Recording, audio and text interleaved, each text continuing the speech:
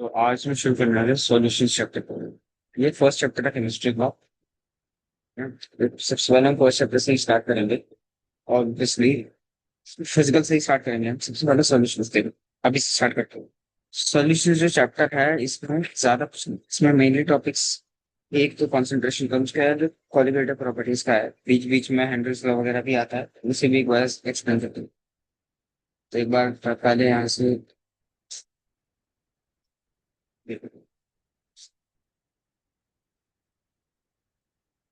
सबसे पहले एक बार क्वालिटेटिव टर्म्स देख लेते हैं। पहला होता है टाइप सॉल्यूशन। तो कौन से टाइप से सॉल्यूशन होता है? ये बाइन जितने भी सॉल्यूशन की हम बात करेंगे वो सब बाइनरी सॉल्यूशंस होंगे। Types of solution gaseous, liquid और सॉलिड होते हैं, ये सब पता ही होंगे। गैस प्लस गैस का एग्जांपल था ऑक्सीजन प्लस नाइट्रोजन, कोई भी दो गैस का मिक्स। लिक्विड प्लस लिक्विड का एग्जांपल था ethanol and water. Liquid plus solid के एग्जांपल बहुत से होते हैं, salt and water. Solid and solid का example copper, German, gold, alloys, ये सब। नेक्स्ट आता है एक्सप्रेशन, एक्सप्रेसिंग कॉन्सेंट्रेशन। ये आता है कॉन्सेंट्रेशन टर्म्स सॉलिड्स के अंदर। तो सबसे पहले कॉन्सेंट्रेशन टर्म हम यहाँ पे देखते हैं मास परसेंटेज। मास परसेंटेज का फॉर्मूला ऑब्वियसली बहुत ही आसान होता है। W by W percent is equal to mass percent is equal to जितना भी, जैसे हमें मास ऑफ ए कौन जो भी मास टोटल है मल्टीप्लाइड बाय 100, ये होता है मास बाय मास परसेंटेज। हम्म और इसमें ज्यादा कुछ सोचना नहीं है, सिंपल होता है मास बाय मास। आगे की टर्म थोड़ा अच्छी आती है, वॉल्यूम प्लस वॉल्यूम वही होता है। इस मास की जगह हमने यहाँ पे वॉल्यूम लगा दिया, वॉल्यूम लगा दिया, यहाँ पे वॉल्यूम ऑफ ए लगा दिया, यहाँ पे वॉल्यूम ऑफ टी लगा दिया। इन the same way mass by volume होता है। यहाँ पे वॉल्यूम है तो यहाँ पे हमने मास लगा दिया, यहाँ पे वॉल्यूम है तो हमने मास लगा दिया, volume mass by volume. Next आता है पार्ट्स पर मिलियन। पार्ट्स पर मिलियन सिंपल होता है, जैसे ये तो परसेंटेज में था ना, 100 की टर्म्स में था। आगे हम निकालेंगे, वो निकालेंगे 10 10 to the power 6 की टर्म्स। तो पार्ट्स पर मिलियन का मेन एग्जांपल हुआ, जैसे W/A/W/T मल्टीप्लाइड बाय 10 की पावर 6। ये होता है पार्ट्स पर मिलियन। 10 की पावर 6 का मतलब होता है मिलियन ऑफ इसको। तो 1 मिलियन में कितना है, पीपीएम। पार्ट्स पर बिलियन भी होता है, वो होता है 10 की पावर 8, आई थिंक सो। हाँ, 8 होता है 10 की पावर 8। तो बिलियन आएगा नहीं, मेनली मिलियन आता है। इसका एक बहुत फेमस एग्जाम्पल भी है, क्लोरोफॉर्म वाला एग्जाम्पल है, वो आगे इंटेक्स में जब हम देखेंगे तब आ जाएगा।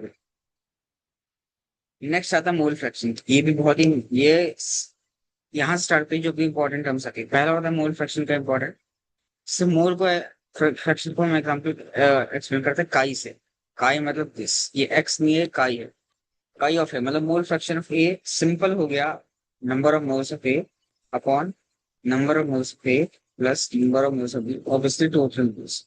ये हो गया इसका फ्रैक्शन, एक का पार्ट हो गया fraction X A. In the same way अगर हमें दूसरे भी निकालना है तो X B is equal to N B upon N A plus B. इसमें भी N A plus N B आया।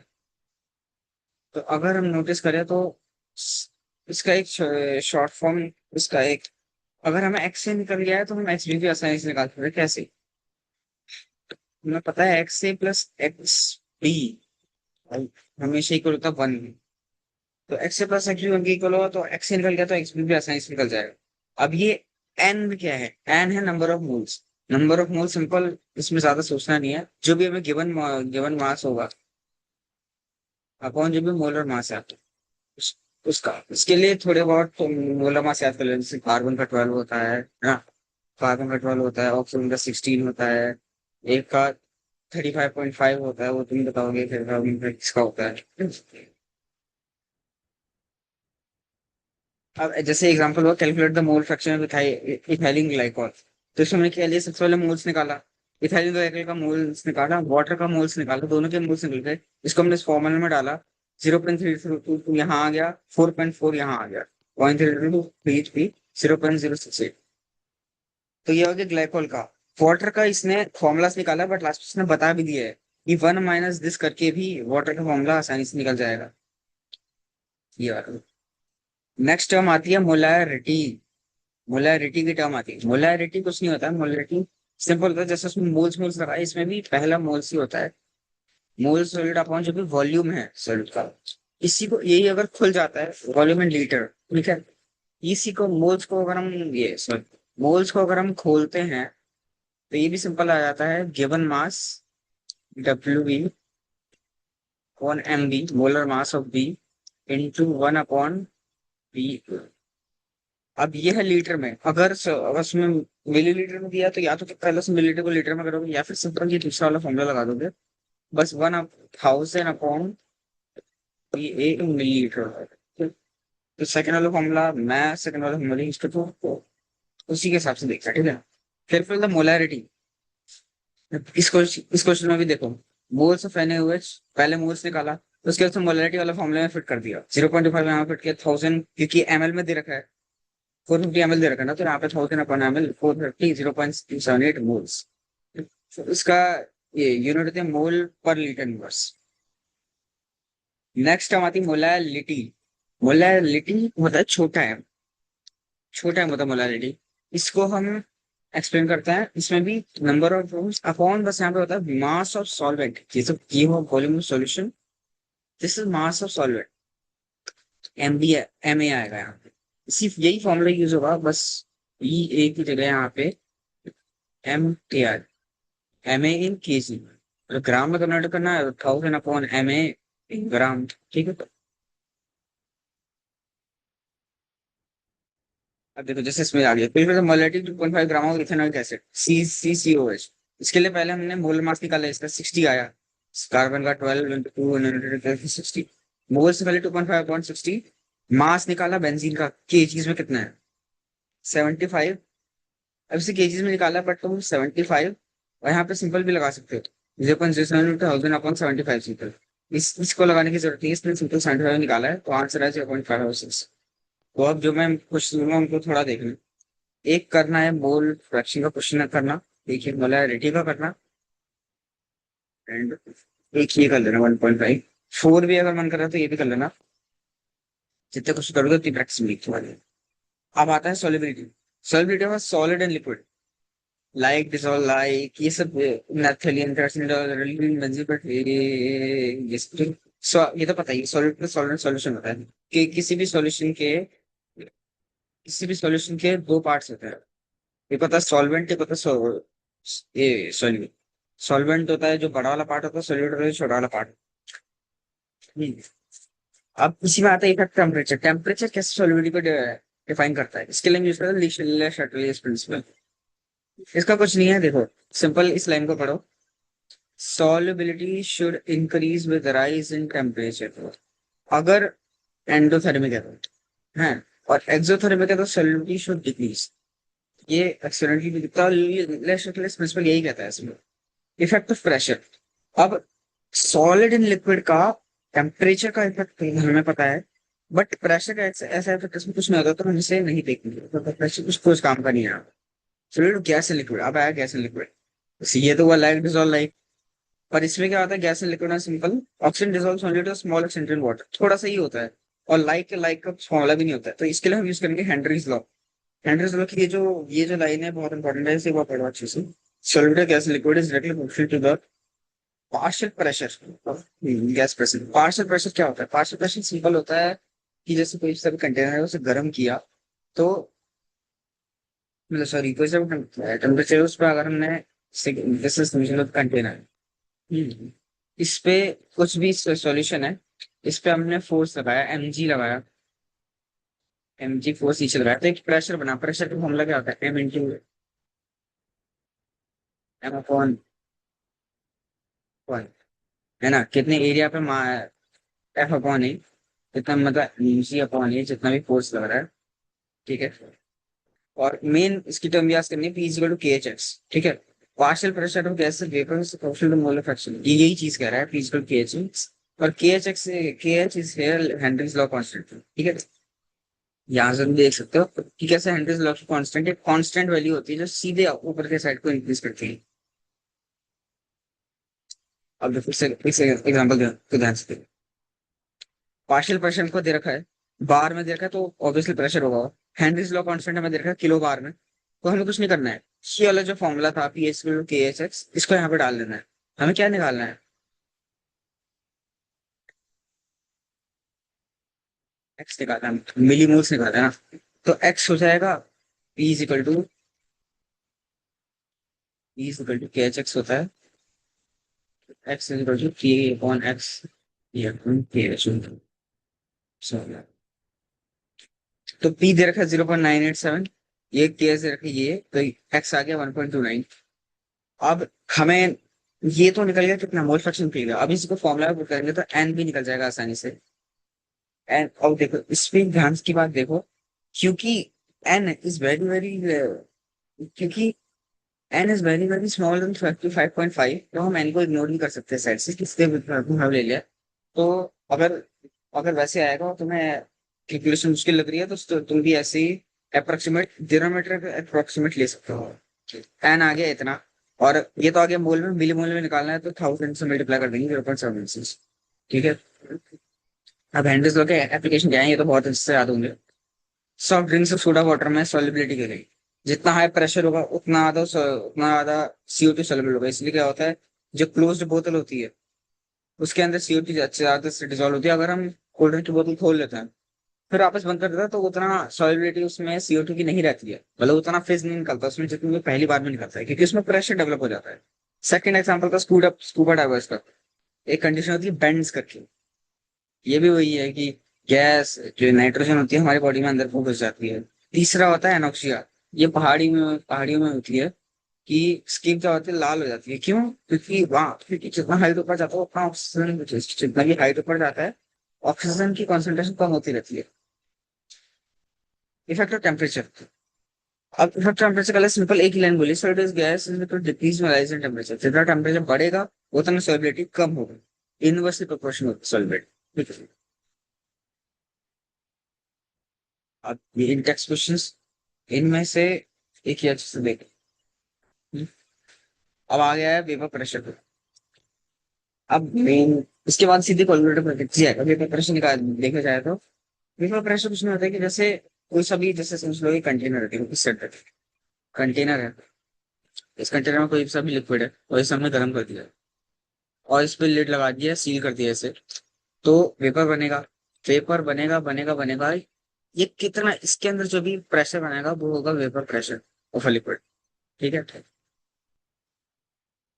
इसका फॉर्मूला सीधे राउल्स लॉ से निकलता है। राउल्स लॉ का जो प्रोपोर्शनलिटी कांस्टेंट होता है, पी इज प्रोपोर्शनल टू के एक्स, उससे पी इज इक्वल टू ये आगे कांस्टेंट पी नॉट। ये होता है प्योर के अंदर वेपर प्रेशर। ये क्वेश्चन में दिया रहता है या निकालना पड़ता है और ज्यादातर टाइम्स दिया ही रहता है। फिर आता है Dalton's law of partial pressure से। ये कुछ नहीं है, ये है पी टोटल।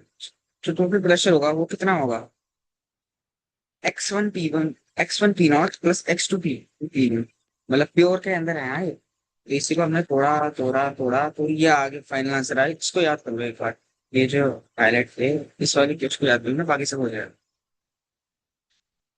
फिर ये आता है ग्राफ। ग्राफ कुछ नहीं है, ये ऐसे ऐसे जा रहा है, p equal to p0 p1 plus p2 जा रहा है।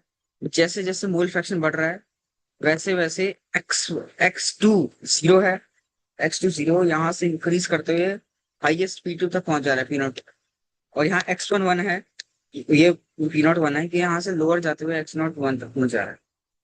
इसमें ग्राफ आएगा तो यही क्वेश्चन पूछेगा कि p0 1 p0 2 इसमें नेमिंग करा लो, है ना। और इसका मेन ग्राफ नहीं आता है, मेन ग्राफ आता है आगे आइडियल सॉल्यूशन। ठीक है, तो इसे भी देख लो अच्छे से एक बार। p0 on y1 is equal to pt, vapor pressure of chloroform and dichloromethane CH2Cl2, इन दोनों का वेपर प्रेशर देखो। अब एग्जांपल आ गया, क्लोरोफॉर्म और इसका वेपर प्रेशर दे रखा है। ये है क्लोरोफॉर्म का और ये है डाइक्लोरोमेथिल का CH2Cl2 का। सबसे पहले CH2Cl2 का मोलर मास निकालेंगे 85 आ जाएगा। CH3Cl का मोलर मास निकालेंगे 119.5 आ जाएगा। मतलब 35.35 का है, 35.35 का होगा। इस सर ने पहले इसके मोल्स निकाल लिए 0.47, फिर CH3Cl डाइक्लोरोमेथिल के मोल्स निकाल लिए, टोटल नंबर ऑफ मोल्स निकाल लिए, तो दोनों का मोल फ्रैक्शन निकाल लिया। अब क्यों निकाला, क्यों? क्योंकि हमको यहाँ वेपर प्रेशर निकालना है फाइनल का, तो ऑब्वियसली मोल फ्रैक्शन चाहिए होगा। मैंने बताया था ना मोल फ्रैक्शन थोड़ा इंपॉर्टेंट होता है, आगे जाके काम आएगा। मोलैरिटी और मोल फ्रैक्शन के तो ये सबसे ज्यादा काम आता है। तो देखो हमें इस पहले में क्या पूछा है, calculate vapour pressure total, obviously total पूछा है बट इसमें लिखा नहीं है, बट टोटल पूछा होगा। टोटल नंबर ऑफ मोल्स, तो इक्वेशन लगाए P is to p01 plus p02 minus p01। ये p01 दे रखा है, कितना दे रखा है, कितना दे रखा है, 200 दे रखा है। p02 कितना दे रखा है, 415 दे रखा है। जैसे पुट किया तो ये आ गया टोटल वेपर प्रेशर। अब दूसरे पार्ट में क्या पूछा, मोल fraction of each component vapour phase. कुछ नहीं है, हमने ये 349 निकाल दिया है, तो y is equal to 80.5 upon 349। Fraction fraction fraction करते करते ये आ गया 0.82, ये आ गया 0.18। ठीक है, आगे आएगा Raoult's law is special case. जैसा मैंने पहले बोला था, यहाँ पे तुमको थोड़ा बहुत हेनरीज लॉ भी दिख रहा है। ये P1 is directly proportional to x1। तो ये राउल्स लॉ क्या होता है कि हेनरी के केस का स्पेशल लॉ होता है, P is equal to kx। यहाँ पे प्रोपोर्शन लगा दिया और ये हटा दिया सब उस वाले में। Vapour pressure of solutions of solids and liquids. कुछ नहीं है ये पूरा पार्ट एक बार देख लिया, अगर पढ़ सकते हो तो आराम से पढ़ देना इस पर। काम का तो है ही ऑब्वियसली। ये देखो, जैसे मैंने बोला था, मोल फ्रैक्शन के साथ बढ़ता रहता है vapour pressure. P not one equal to P not one X P. अब मैंने जैसे बोलता आइडियल सॉल्यूशंस। आइडियल सॉल्यूशंस मतलब ऐसे solution that follows the Raoult's law. Raoult's law क्या होता है, ये जो पहले हमने पूरा पढ़ा है, पूरा राउल्स लॉ ही था ऊपर। ठीक है, तो इस राउल्स लॉ को जब हम स्टडी करता था, हमको एक दो चीजें पता चलती है, बहुत इंपॉर्टेंट चीज है, कि राउल्स लॉ में को जो भी फॉलो करता है उनका डेल्टा एच एक्स जीरो होता है और डेल्टा बी जीरो होता है। मतलब इसका मतलब ये हो कि जैसे जैसे सॉल्यूशन बन रहा है, समझ लो ये सॉल्यूशन है, इसको बनने से पहले जितनी एच थी और बनने के बाद जितनी एच थी, सेम है। नो हीट, बिल्कुल भी इसका टेम्परेचर में कोई चेंज नहीं आया है। In the same way B का मतलब वॉल्यूम में कोई चेंज नहीं आया, that is known as ideal solution. But वही बात है, आइडियल सोल्यूशन रियल लाइफ में होते ही नहीं है कुछ। ज्यादातर सॉल्यूशंस नॉन आइडियल होते हैं। और एक और चीज, आइडियल सोल्यूशन की एक और चीज है कि जो ए इंटरेक्शन होता है, that is much greater than A B interaction. मतलब ए मतलब लाइक, जो भी लाइक मॉलिक्यूल्स हैं उनका अट्रैक्शन ए बी से ज्यादा ही होगा उसमें। अब नॉन आइडियल सॉल्यूशंस आ गए,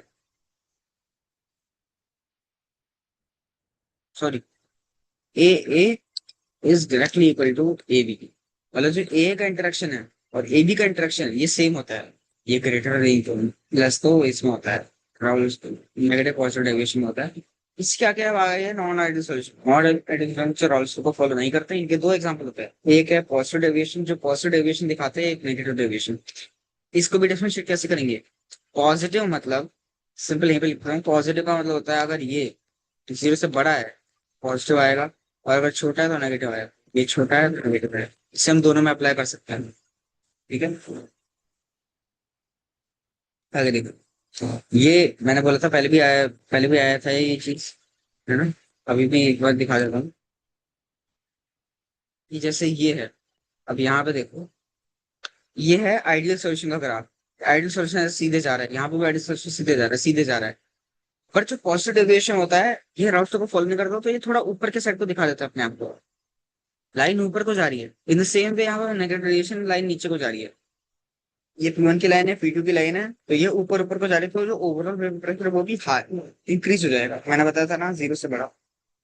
इन द सेम वे आप देखो, इसमें भी देखो क्या लिख रखा है, ये क्या लिख रखा है, ए बी इंटरेक्शन है वीकर देन ए और ए बी। मतलब पॉजिटिव डेविएशन अगर दिख रहा है, देन ए बी का interaction that is weaker than A का इंटरेक्शन। और नेगेटिव डेविएशन इसी का उल्टा हो जाएगा। ठीक है, यहाँ से नोट्स में भी तुम देख सकते हो एक बार। ये की एच लिमिटेशन हेनरीज लॉ, ये लिमिटेशन ये भेजे थे मैंने, देख लेते हैं एक बार। प्रेशर कुकर में ये थोड़ी वो होता है, एप्लीकेशन होती है प्रेशर कुकर की, एप्लीकेशन बीपी एचपी की एप्लीकेशन। ठीक है, अब मेन तो यही हो गया। एक बार तुम देख लेना फिर भी आगे को। ठीक, अब आया एसिडोपिक मिक्सचर वगैरह आ गया। एनसीटी से ही पढ़ा रहा हूँ, एनसीटी से ठीक है। हाँ,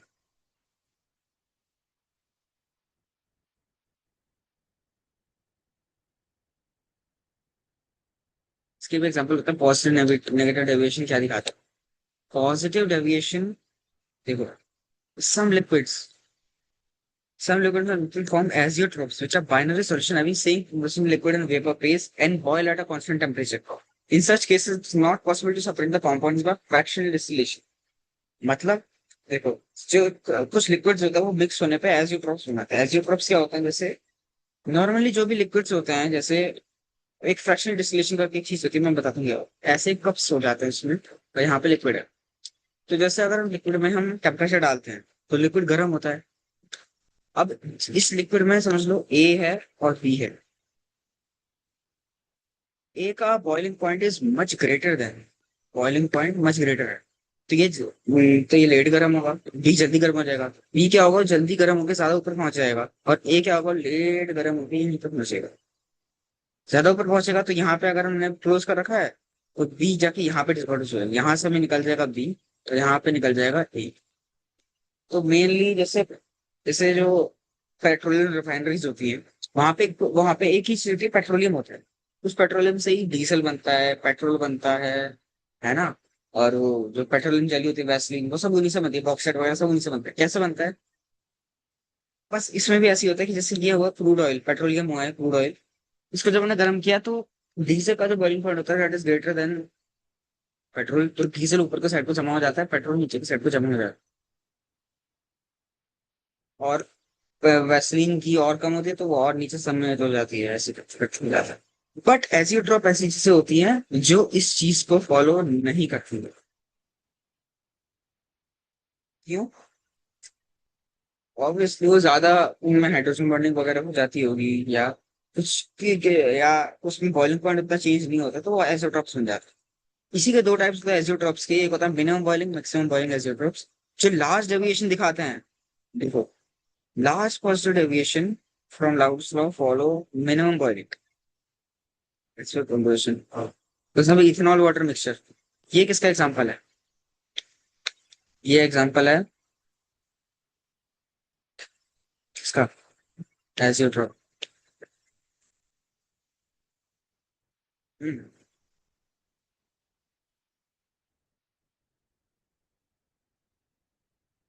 और ये क्या दिखा रहा है, पॉजिटिव डेविएशन ही दिखा रहा है। और यहाँ पे नीचे देखो, नाइट्रिक एसिड एंड वाटर, ये क्या दिखा रहा है, ये भी एजियोट्रॉप है, बट ये नेगेटिव डेविएशन दिखा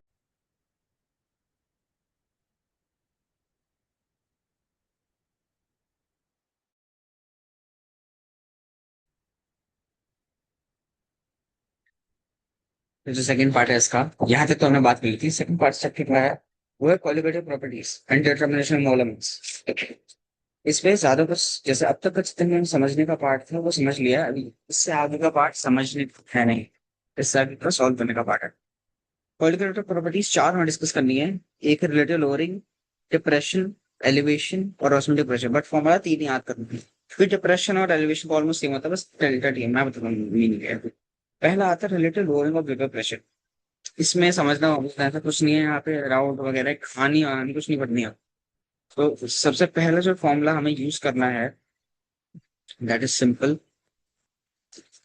P not, vapour pressure of pure solvent, minus P P upon P not one physical to x.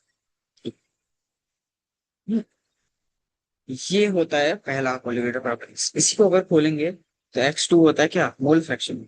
Mole fraction को खोलेंगे तो ये होगा N two upon N one plus N two. तो final formula is this, ठीक है। और वापस अगर और खोलेंगे तो W two into M one upon W M two into W, ये हो जाएगा। अब इसका एक एग्जांपल देख लो, यहीं पे दे रखा है।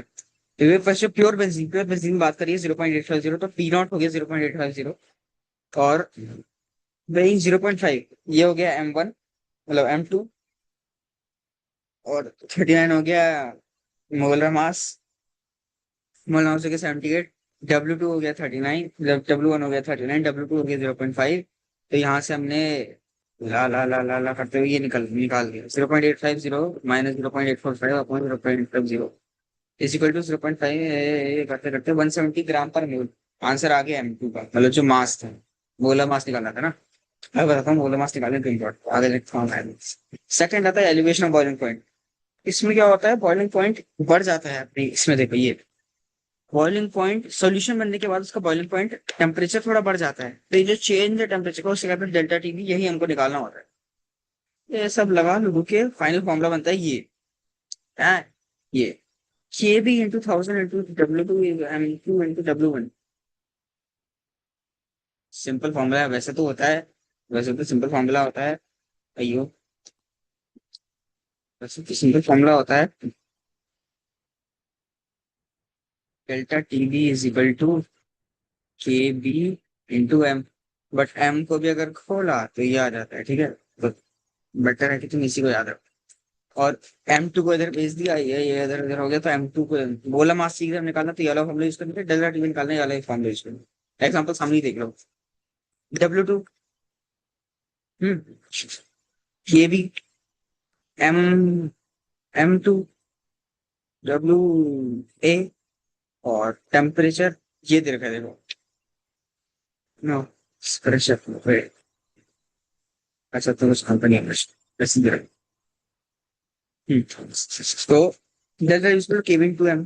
पहले हमें एम निकालना है, एम कितना आया, मोल्स आया 0.1।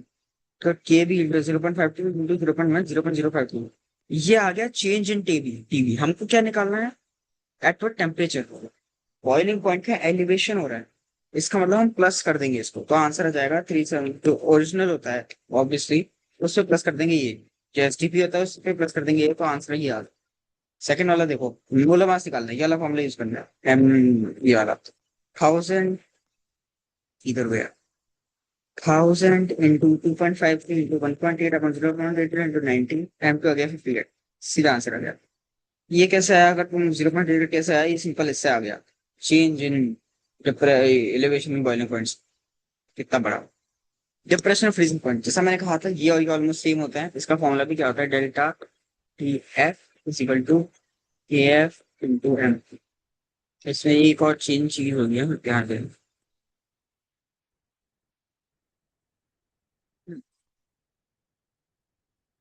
ये चेंज कुछ नहीं है, के बी की जगह के एफ आ गया है, के बी के और टी एफ, टीम की जगह टी एफ आ गया है। बाकी कोई चेंज नहीं है बिल्कुल भी। देखो के एफ के बी सीधा आ गया, ये कुछ नहीं है, मत देखो। ये देखो के 145 600, ये मोल्स निकालना है पहले 0.73 0.76, मोलैलिटी आ गई 0.12। तो ये डेल्टा है, हाँ, ये डॉट डॉट में है, एंगस्ट्रॉम ही है। डेल्टा टी एफ 1.86 इंटू 1.2 2.2, यह क्या चेंज इन टेम्परेचर। अब क्योंकि हम डिप्रेशन की बात कर रहे हैं, डिप्रेशन की बात कर रहे हैं, तो ये आ जाएगा माइनस में, माइनस करके 270.95 आ जाएगा। सिंपल, ठीक है। आगे ये देखो, आगे वापस आगे मोलर मास निकालना है, मोलर मास निकालना है, क्योंकि आ रहा है आगे देखो, आगे देखो। M2 KF into W into 1000, KF into W into 1000 upon 0.40 change. यहाँ पे सीधा हमने वही दे दिया ना, लोअरिंग ऑफ दे दिया, तो जैसे पहले क्वेश्चन में निकालना था, इसमें निकालने की जरूरत नहीं, इंटू 50 आ गया। चौथा होता है osmosis and osmotic pressure. Osmotic pressure का फॉर्मूला क्या होता है,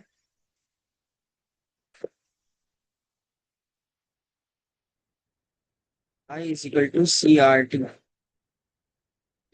M2 is equal to W2 RT by A, V के लिख रहा हूँ, लिखा तो है। Y is equal to CRT, C होता है कॉन्सेंट्रेशन मोलैलिटी, तो N2 into V R T. Formula बना के M के रिस्पेक्ट में ये आ गया फॉर्मूला, ठीक है। और ज्यादा इसमें कुछ नहीं है ऑस्मोटिक प्रेशर में। एक ये अगर डायग्राम समझना है तो समझ लो कि यहाँ पे सॉल्वेंट का सोल्यूशन होता है, तो सॉल्वेंट का अगर हाई है, यहाँ पे सॉल्यूट का लो है, वो सॉल्यूट इससे इसमें जाएगा सेमीफ्लूइड मेम्ब्रेन के थ्रू, तो यहाँ पे जो वाटर है इसका लेवल ऊपर जाएगा, तो प्रेशर बढ़ेगा। ऑस्मोटिक प्रेशर यही होता है कि प्रेशर यहाँ पे बढ़ रहा है, तो कितना बढ़ रहा है, जब ये इसके अंदर घुस रहा है। और उसका देखो सेंटीमीटर की वहां आते हैं तो वॉल्यूम दी होती है, तो ये दिया हमको वॉल्यूम, ये दी रही है गिवन मास, मतलब सॉरी हाँ, गिवन मास। और ऑस्मोटिक प्रेशर ये दे रखा है, मोलर मास निकालना, मोलर मास का फॉर्मूला कहाँ है, ये W2 इंटू आर, आर के लिए से याद कर लो 3.03, टेम्परेचर 300 अपॉन 2.57, सी आ गया। सिंपल आंसर आ गया मोलर मास।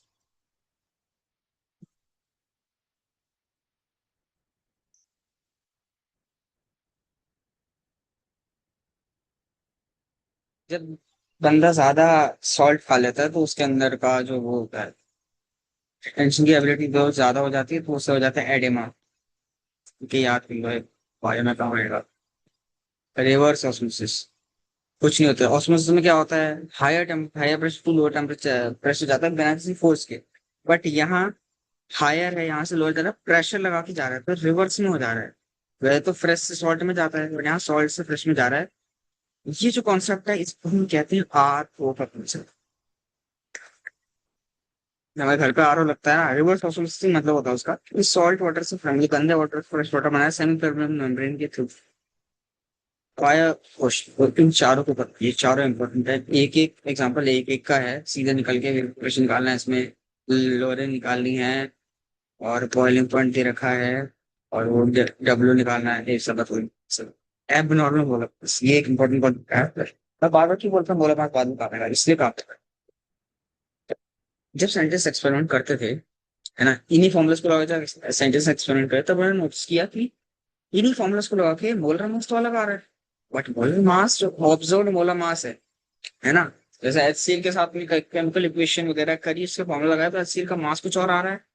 बट जो HCl का एक्चुअल मास होता है, मतलब H+Cl का मास वो अलग होता है। ऐसा क्यों? क्योंकि वो आयंस में टूट टूट जाते हैं। एबनॉर्मल मोलर मास और मोलर मास को कंसेप्ट होते हैं, ये तो वेंटा फैक्टर की एक फैक्टर कि कितना चेंज आ रहा है। Normal mass upon abnormal, normal मतलब जो वैसे होता है, एबनॉर्मल जो कैलकुलेट किया है हमने, observe upon calculated colligative property. जैसे मोलर मास था ना, वैसे प्रॉपर्टी के हिसाब पे भी हम आय निकाल सकते हैं। अब देखो, ये इंपॉर्टेंट आ गया। चारों एक ही जगह आ गए, तो इन चारों को बस याद कर लो और इस चैप्टर में ज्यादा कुछ नहीं है इस पार्ट में। जैसे मैंने कहा था यहाँ पे एक और एडिशन होगा, ये एडिशन बस ये होगा, आय यहाँ पे लग जाएगा, आय लग जाएगा, आय लग जाएगा, आय लग जाएगा, बस और कुछ चेंज नहीं है इसमें से। हम्म। अब देखो इसी का क्वेश्चन देखो। 2 gram D percentage association of acid form dimer in solution. Dimer का मतलब 2 में टूट रहा है ना, तो x/2 हो गया है। ठीक है। अब जैसे M2 निकाला हमने, फॉर्मुलेस निकाला 241, बट एक्चुअल में कितना आता है, एक्सपोनेंट कितना आया, एक्चुअल में आई इजिकल टू 122 होता है, एक्चुअल में अपॉन 241 आ गया। तो इससे हमारा निकल गया आई। इसी आई से हमने आगे की इक्वेशन वगैरह करी करी तो 0.992 आ गया एक्स। ये जो वो दो फॉर्मूला थे उससे एक बार देख लो कि मॉडल इंग्लिश से या किसी भी रेफरेंस बुक से देख लेना, उससे निकल जाएगा। तो आई निकल गया तो एक्स वगैरह सब कुछ निकल गया। डिग्री एसोसिएशन, डिग्री पूछा तो परसेंटेज आएगा, तो मल्टीप्लाइड बाय 100 कर लो यहाँ पे। इसमें भी वही है, डिसोसिएशन कांस्टेंट है इसमें। इसमें डिफरेंस बस ये है कि डिसोसिएशन तो आ गया, आई निकल गया, इसमें भी हमारा कौन डिसोसिएशन कांस्टेंट का फॉर्मूला होता है ये, इसे देख लो एक बार। मतलब दोनों आयंस का मल्टीप्लाई अपॉन पहले आयन जो कुछ सॉल्यूशन का हो, तो ये आ गया कि ए आ गया दिस। ठीक है, बस मेन इसमें ये है, इसमें से ज्यादा कुछ नहीं करना है, जितने भी वो हैं न्यूमेरिकल्स उन सबको एक बार जैसे देख लेना है इसमें।